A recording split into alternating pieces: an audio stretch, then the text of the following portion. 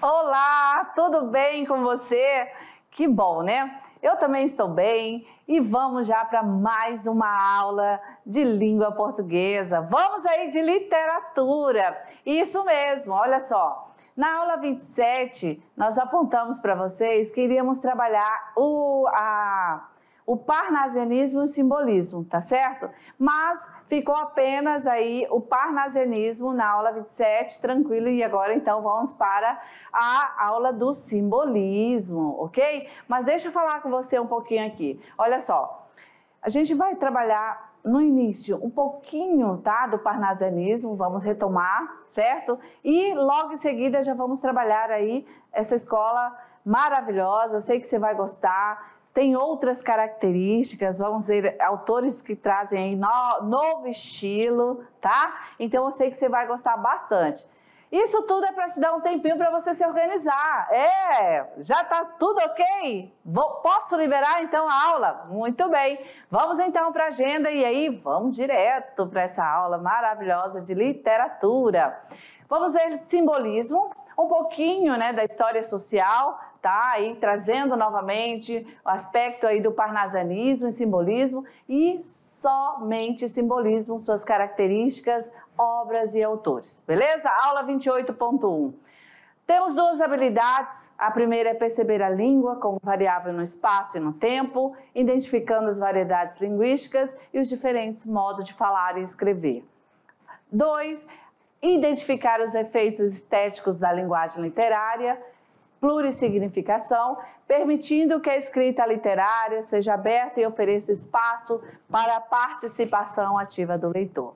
Beleza, muito bem! E aí, tá todo mundo prontinho já? Vamos então para nossas dicas do Enem, que é o nosso texto atual para você. Olha lá, dicas do Enem, nós vamos trazer aí, tá? Algo sobre a literatura. Então, a melhor maneira para entender como uma escola literária é ler os livros que pertencem a ela e entender o contexto histórico em que ela está inserida. Aqui eu vou enfatizar exatamente isso, tá? O que é importante você aí ter como informação master? Esse contexto histórico para depois você se debruçar para entender, né, toda essa construção poética e saber os temas, por que aqueles temas estão ali colocados na poesia, no romance, né? Beleza? A próxima dica é conectar seus estudos das disciplinas de história e literatura. Olha só, o que sempre falamos aí na aula, conectar esses dois componentes, história e literatura, certo?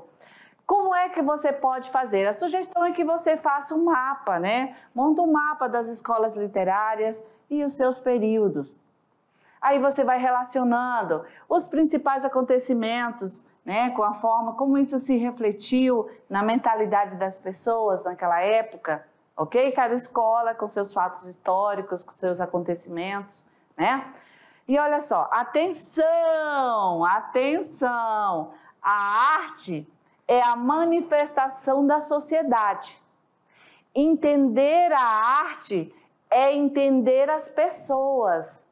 Entender as pessoas é entender o contexto em que elas vivem, tá? Isso tudo para a literatura.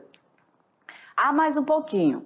Então, nós temos que a matriz, né, do Enem, ela engloba, além da criação de um texto, que é a redação, o texto dissertativo argumentativo, também tem a avaliação de conhecimento de literatura, de língua portuguesa, de análise textual, de esporte, de dança, expressão corporal, código e tecnologias virtuais, semiótica, comunicação, artes plásticas, música, artes visuais e teatro.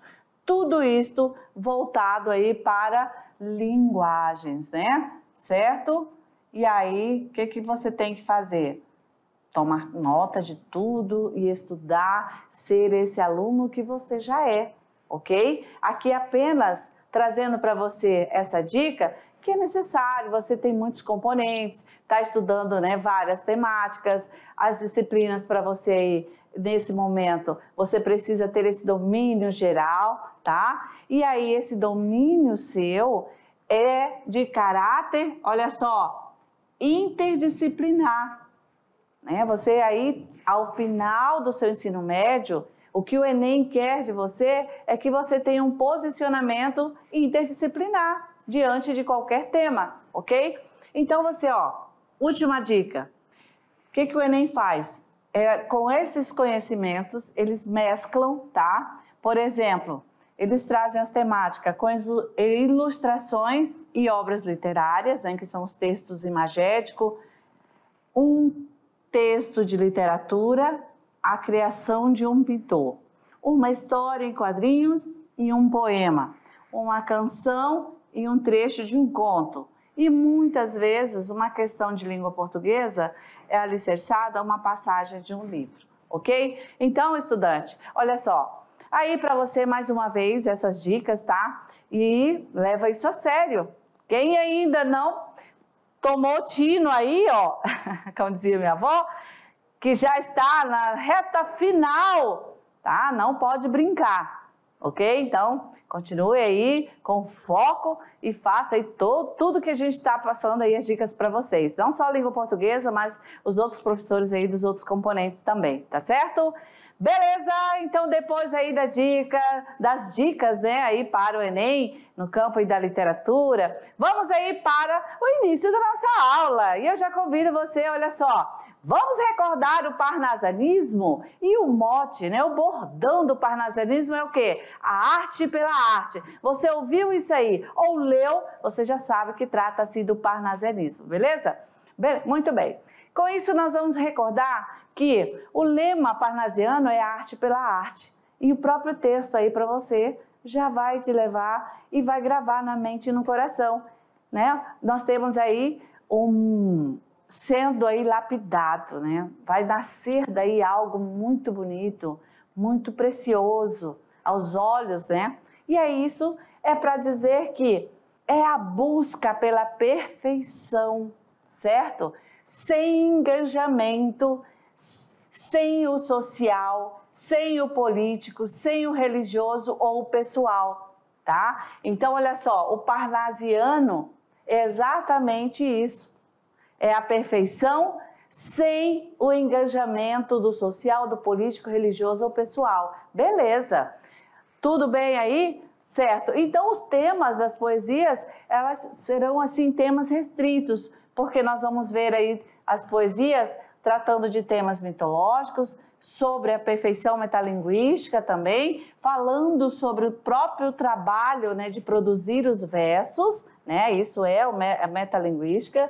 Vai ser aí uma poesia totalmente descritiva, falando sobre a arte ou objeto da arte, trazendo o metalinguístico, que é os poetas comparam seu trabalho, né, que é o trabalho de produzir, de fazer a poesia, eles comparam com o de um ouríveres, ou de um engenheiro, ou de um arquiteto. Por quê? Porque cuida para que seu trabalho atinja a perfeição, ok? Beleza! Então, a literatura, vamos aqui ver a história social do parnasianismo e do simbolismo.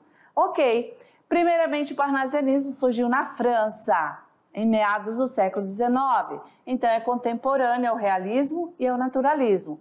Como o realismo e o naturalismo, o parnasianismo, ele surgiu em reação ao lirismo romântico, ok? Beleza.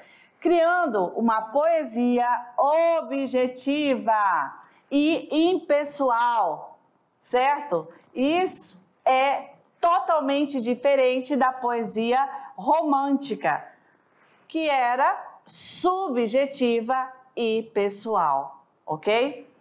Os poetas parnasianos ficaram conhecidos pela obsessão pela perfeição, né? Só que era a obsessão da perfeição formal, né? Da estética, da produção do texto, da produção da sua poesia, dos poemas. E o seu vocabulário era escolhido minuciosamente com palavras rebuscadas, tá certo? Assim, nós vamos ver que esses poetas, eles também eram chamados de poetas do dicionário.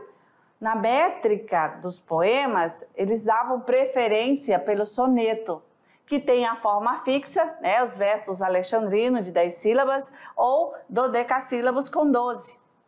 Como eram as rimas dos versos aí parnasianos? Os versos, eles aí tinham o uso do enjambemé, que é o encavagamento. Ou seja, é aquele ritmo na poesia onde nós vamos ver de um verso para o outro, nós vamos ver aí o ritmo, né? Ele sendo continuado, a ideia no próximo verso. Então, o hiato, ele é pouco usado. Por quê? Porque quebra o ritmo do verso, vai enfraquecendo. Por isso, não usavam muito o hiato. Ok? Muito bem. Então tá, depois que a gente fez esse passeio, né, revendo aí essa escola parnasiana, agora a gente vai vamos entrar no simbolismo. Vamos aí, tá de olho, né? Fique atento. Quando surgiu o simbolismo? Aonde? Qual era o tema? Quais as características? Vamos lá então. O simbolismo surgiu também, eita, quem falou aí? Ah, também na França, ó, tá antenado. Também surgiu na França. E é claro que foi quando? Após o parnasianismo, tá? No final do século XIX. E aí, como é que surge o simbolismo? Também em reação ao cientificismo materialista dos realistas, dos naturalistas e dos parnasianistas. Ou seja, vocês estão vendo que uma escola, ela vem sendo uma escola que começa a estar reagindo ao estilo das outras anteriores, ok? Então, o simbolismo, ele volta a sua temática para a subjetividade, olha aí, ó, né? Em relação ao tema, volta aqui a subjetividade, certo? De quem era aí essa característica? Do romantismo, né? Então, o simbolismo pega esse resquício aí do romantismo. E também do barroco, tá? Que inclusive também era da Idade Média, ok? No lugar da poesia dedutiva do parnasiano, né? Que é uma poesia objetiva, né? Parnasianismo é objetivo, né? Objetividade. O simbolismo chega e dá lugar para uma poesia indutiva. O que vem a ser essa poesia indutiva? É uma poesia sugestiva, subjetiva, não lógica e emocionais. Olha aí, ó. Quando se fala subjetivo, você já sabe que vai mexer aí com os seus sentimentos, né? Vai ser totalmente aí sentimental, certo? E para aumentar essa subjetividade, o que os poetas simbolistas faziam? Né? A fuga da lógica, do lógico e do real. Eles apoiavam suas obras na música. Para quê? Claro, para aquele tom emocional, porque não vai ter um tom subjetivo. Então, emocional, mais completa, subjetiva das artes. E se vem amparado, apoiado a música, a musicalidade é uma característica forte dessa escola simbolista, certo? Aonde vai estar a musicalidade? Nos textos, né? Em que maneira? Na forma da construção das poesias. Eles usavam aí figuras de linguagem, como, por exemplo, a aliteração e a assonância, que vem a ser o quê? Quem aí já esqueceu? Vamos ter ainda, tá? As aulas sobre figuras de linguagem, né? E aí nós temos a aliteração, repetição de consoantes e assonância, repetição de vogais. Então, é essa construção que dá aí essa musicalidade, já que vai se tratar de uma subjetividade, para emocionar mesmo, tá ok? E assim, vamos para a cartela das características do simbolismo. Esta escola é totalmente emotiva. Bem, como característica primeira, nós vamos ter constante aproximação entre a música e a poesia. Também como característica, o caráter individualista. E essa é uma característica aqui marcante do simbolismo, tá? Como característica, oposição ao racionalismo, ao materialismo e ao cientificismo, ok? Terceira característica, desconsideração das questões sociais, abordada pelo realismo e naturalismo. Essa aqui bem clara para você, né? Então, não vamos ter temas sociais, certo? Nas poesias do simbolismo. Apenas lá no realismo e no naturalismo. E também no romantismo, né? Outra característica é a fantasia e o mistério. Fantasia e o mistério. Sendo assim, vamos ter outra, olha só, misticismo, religiosidade e sublimação. Outra característica, ampla valorização da espiritualidade humana. Mais uma característica, distanciamento das questões sociais, geralmente abordadas pelo realismo e naturalismo, e esta é a repetição desta, ok? Aqui nós temos mais uma que é a valorização do inconsciente e do consciente humano, rompendo com as barreiras impostas pela racionalidade. Olha, totalmente subjetivo. E aqui, total negação dos valores preconizados pelo naturalismo e pelo realismo, perdão, né? Vamos ter aí isso tudo negado, né? E produção de obras de arte baseada na intuição, descartando a lógica, descartando a razão. E por último, nós vamos ter que, como característica forte do simbolismo, as suas poesias, sua produção literária, apresentam uma linguagem fluida e musical. Olha só, né? Musicalidade com simbolismo. Tudo certo aí? Vamos lá então, vamos avançando. Aqui para você agora, de uma maneira bem resumida, tá? Ó, viu como aí a gente traz para você todo esse cuidado, né? Para você entender mesmo sobre as escolas literárias. Então a gente traz de uma maneira que você possa terminar aí o seu terceirão tranquilo e fazer uma boa avaliação, certo? Vamos lá. Então, o simbolismo exatamente no século XIX. Isso aí é o primeiro entendimento. Nós temos aí as características correspondentes à estética literária, tá bom? Quando a gente fala das características, e aqui a gente colocou em destaque estética literária, é porque elas estão exatamente na forma como o poeta constrói a poesia. A construção do texto, essa parte intrínseca, né? Que ele vai utilizar figuras de linguagem, vai dar ritmo com as rimas, com a musicalidade, com o uso de figuras de linguagem, tá? Então é sobre isso. Primeiro, a característica aí sobre a estética literária. O simbolismo vai ter a influência da psicanálise, né? Vamos ter aí a questão freudiana, né? Sigmund Freud.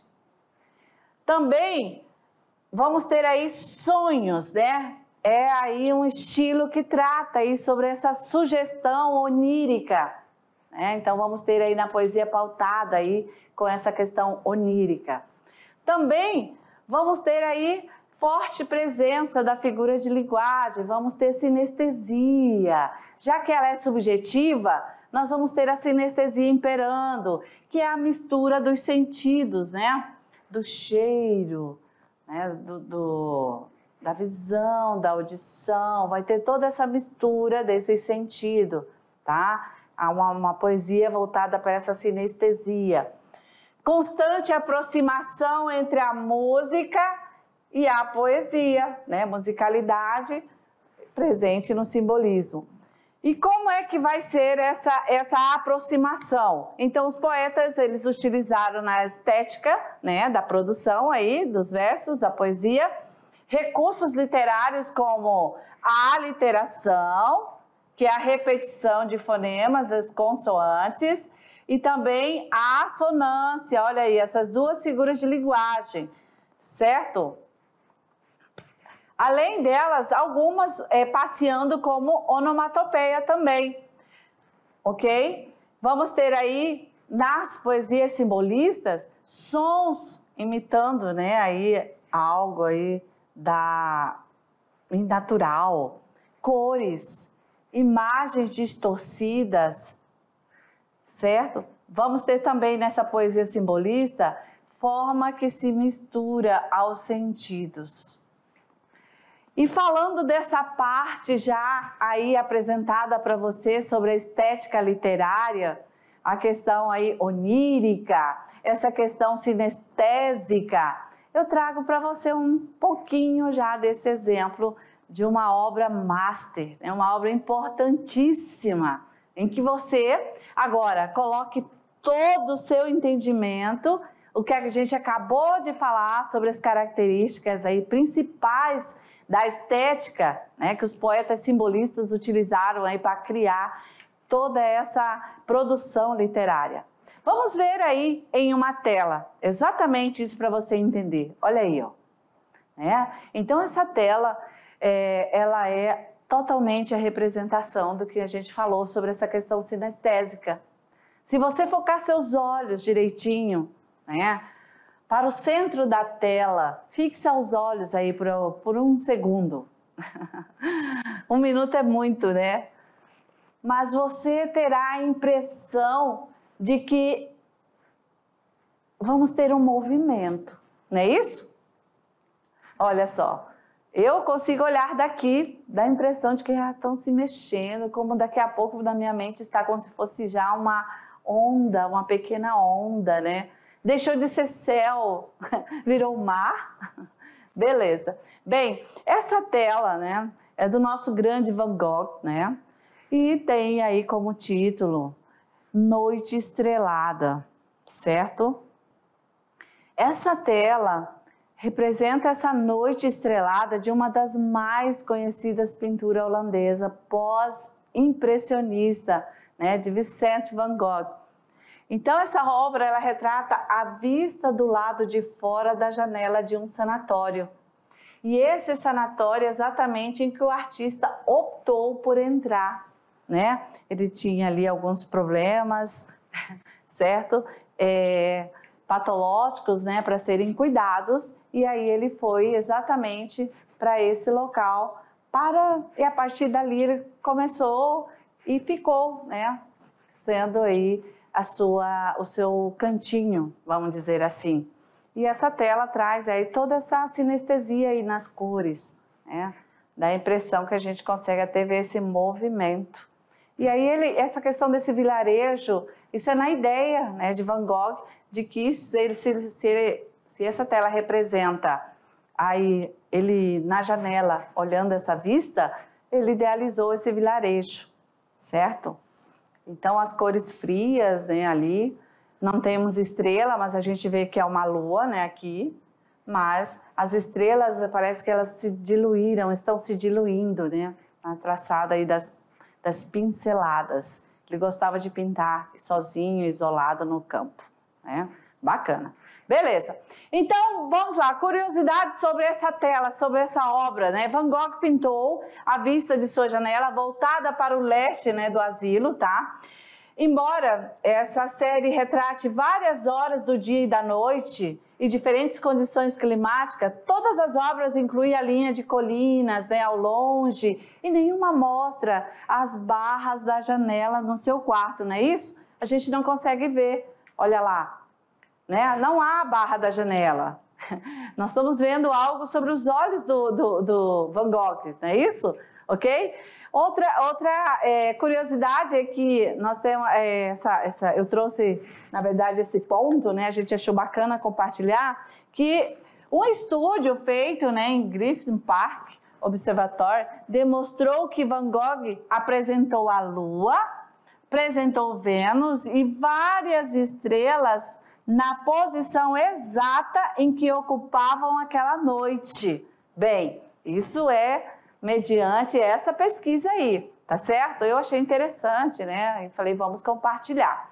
Bem, diante disso, nós temos um grande nome no simbolismo que é Charles Baudelaire, certo?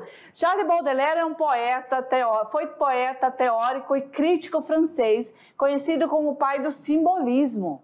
Ele foi precursor do movimento simbolista na França e fundador da poesia moderna.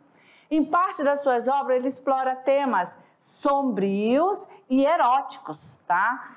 Por exemplo, as obras dele vai tratar ali alguma parte trazendo aí uma temática sobre o sexo, a sensualidade, a morte, a melancolia, a tristeza, o tédio, o diabo, as doenças, dentre outros. Correto? Então, olha só, pai do simbolismo, Charles Baudelaire, com as temáticas aí, né, sombrias, eróticas, sensuais, melancólicas nas suas poesias, certo? E aqui um exemplo já, vamos trazer para você, de Charles Baudelaire, com o título Oração. Glória e louvor a ti, Satã, pelas alturas, do céu em que reinastes e nas furnas obscuras, do inferno em que vencido és sonhos e sonolência, né? Então, a gente viu lá que nós, como tema, ele trata ali a questão do diabo, né? Gente, mas aqui é questão poética, tá certo? Frases do poeta que traduzem parte dos seus pensamentos. Olha, tem também coisa bacana, ó. A felicidade é composta de pequenos prazeres. Verdade, né? Outra, olha lá. Sou apaixonado pelo mistério, porque sempre tenho a esperança de desvendá-lo. Legal, né? Mas tem mais uma aqui, ó. Todo homem saudável consegue ficar 2 dias sem comer. Sem a poesia, jamais! Ai, essa eu gostei, né? Muito bem. Eu não sei se eu aguento ficar 2 dias sem comer não, viu? Mas, vamos lá. Poesia a gente, né, entende que tudo pode. Mais uma tela para você, para verificar aqui a questão das características, né? E aqui não precisa nem dizer, né? O anjo ferido. Só de olhar já dá um entristecimento aqui. Essa tela é de Hugo Zimmermann, de 1873 a 1817, certo? E aqui, vejam só, as cores pálidas, né, professora Lidiane? Será que eu estou pronunciando direitinho, né? Gente, eu não era muito boa em arte. Nossa, eu tinha certo pavor assim, né? Então, vamos lá. Cores não são as cores primárias, nós vamos dizer que são as cores secundárias presentes aí nessas obras, né? Trazendo já essa sensação, né? Já que nós estamos falando de subjetividade, certo? E aqui a gente faz a leitura totalmente, né, trazendo aí esse sentimentalismo, né? No Brasil, o simbolismo tem o seu início em 1893.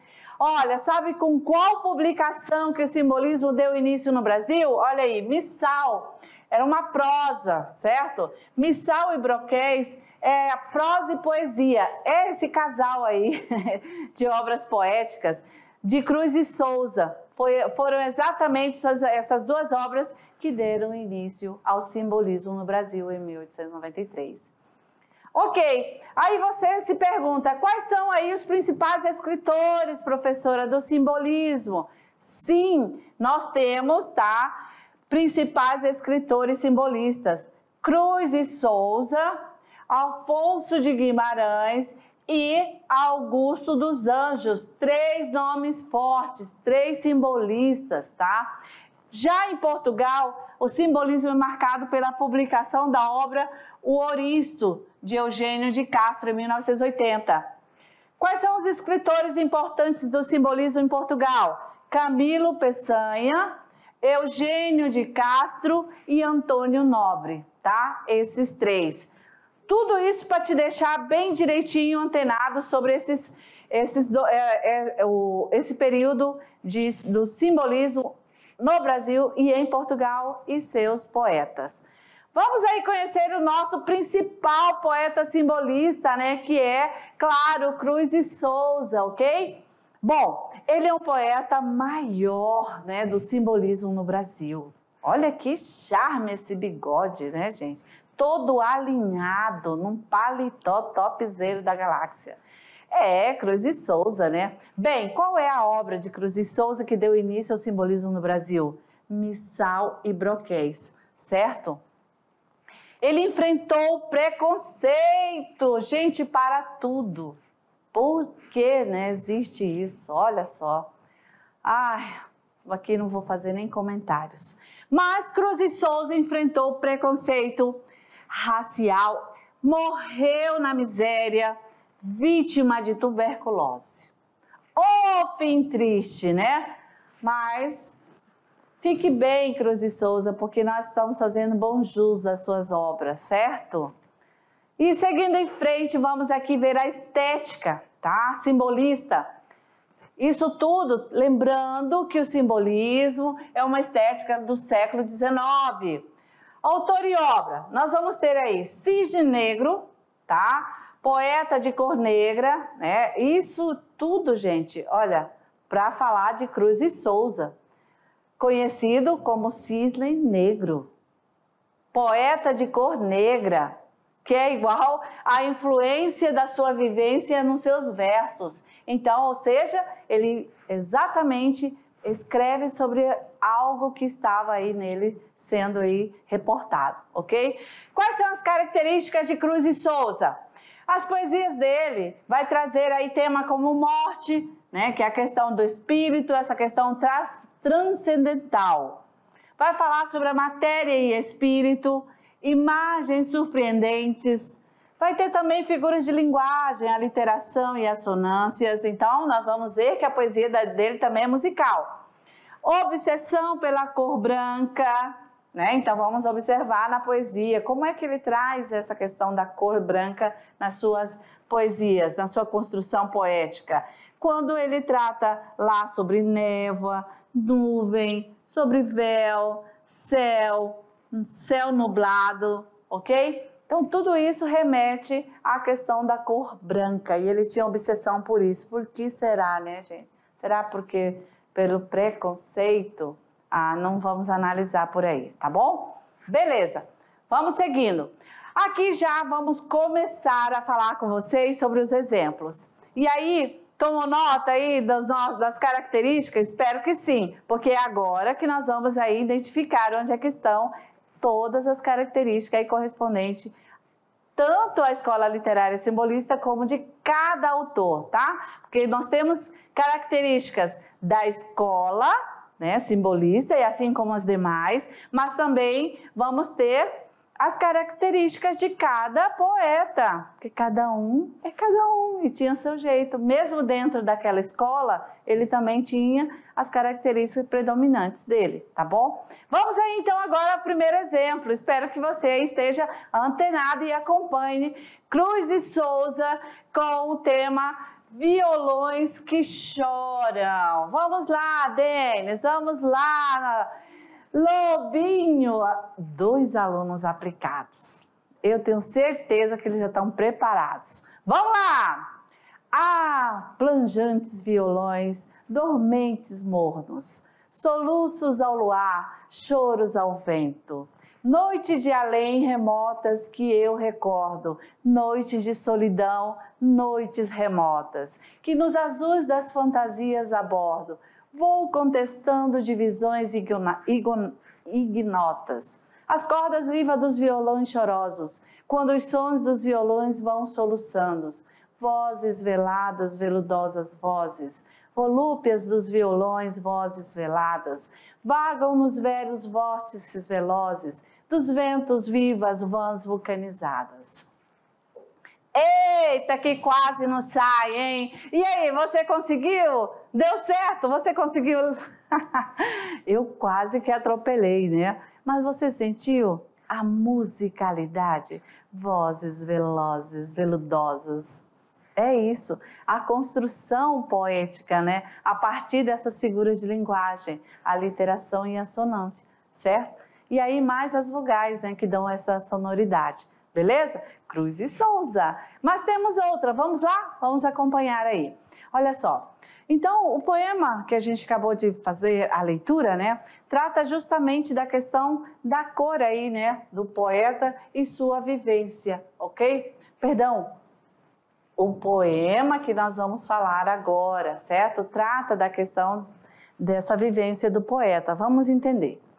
Ninguém sentiu o teu esparmos obscuro, ó ser humilde, entre os humildes seres, embriagado, tonto de prazeres, o mundo para ti foi negro e duro. Atravessaste no silêncio escuro a vida presa a trágicos deveres, e chegaste ao saber de altos saberes, tornando-te mais simples e mais puro. Ninguém te viu o sofrimento inquieto, magoado, oculto e aterrador, secreto, que o coração te apunhalou no mundo. Então, aqui presente, né, exatamente o que Cruz e Souza, aí no caso, vivia. Triste, né? E como aí é encorajador um poeta ter que escrever sobre o que sentia. né? E aí vamos chegar e dar espaço agora para Alfonso de Guimarães. Olha, chegando todo de chapéu, de bigodão, né? Alfonso de Guimarães é um poeta menos conhecido do simbolismo, mas ele é importante tanto quanto Cruz e Souza, tá? E aí vamos aí conhecer as características dele. Cruz e Souza tem nas suas poesias características como misticismo da morte. Morte é inevitável, quase adorada. Morte da noiva, que lembra também aí, olha, o resquício lá, né, do romantismo, dos ultras românticos, lá da segunda geração, né? Aquele pessimismo melancólico. E também como característica a religiosidade, a devoção a Maria. Certo? Então vejam que Alfonso de Guimarães já diferente de Cruz e Souza, não é isso? Perceberam? Muito bem. E agora eu peço que você inspire. Respire, inspire. Beleza, fica tranquilo. Certo? Para receber a poesia de Alfonso Guimarães. E quando Ismália enlouqueceu, pôs-se na torre a sonhar. Viu do seu mar. Vamos lá, Ismália. Quando Ismália enlouqueceu, pôs-se na terra a sonhar. Viu uma lua no céu, viu outra lua no mar. No sonho em que se perdeu, banhou-se toda em luar. Queria subir ao céu, queria descer ao mar. E no desvario seu, na torre pôs-se a cantar. Estava perto do céu, estava longe do mar. E como um anjo perdeu as asas para voar, queria a lua do céu, queria a lua do mar. As asas que Deus lhe deu ruflaram de par em par. Sua alma subiu ao céu, seu corpo desceu ao mar. Alfonso Guimarães, Ismália. Vamos lá entender. A poesia ela é rica de misticismo e espiritualidade. Um dos elementos é a torre, né, gente? Ali. A torre tem um símbolo, certo? E esse símbolo ele é muito forte porque nos mitos, né, e nos contos de fada ele é presente. É um símbolo da destruição, da degeneração, representando que algo não está certo, que precisa ser mudado. Seu significado não é necessariamente maléfico, viu só? Né? Tranquilo. Isso é poesia, gente. A torre pode representar um ciclo negativo que deve ser fechado, ou o fim de algo ruim para que a pessoa possa se reerguer mais firme e mais forte do que antes. Certo? Então a poesia Ismália passa por uma desorientação mental, um caos psíquico, Como vemos logo nos primeiros versos, quando a gente tem lá, Ismália enlouqueceu, pôs-se na torre a sonhar, né? Então aí já estamos percebendo que há algo ali mentalmente não organizado. A moça se perdeu em sua loucura. A torre é também um dos arcanos do tarot, que é representado, entre outras coisas, aí, os alicerces que nos sustentam, que estão frágeis, prestes a desabar. Por isso, na maioria das vezes, a carta da torre é representada ruindo ou prestes a ruir. E a lua? O que esse elemento representa? A lua é o elemento principal da poesia, né? Ela representa o poder mágico, o misticismo, a feminilidade, a sensualidade, o romance, né, gente? A lua cheia, a lua dos enamorados.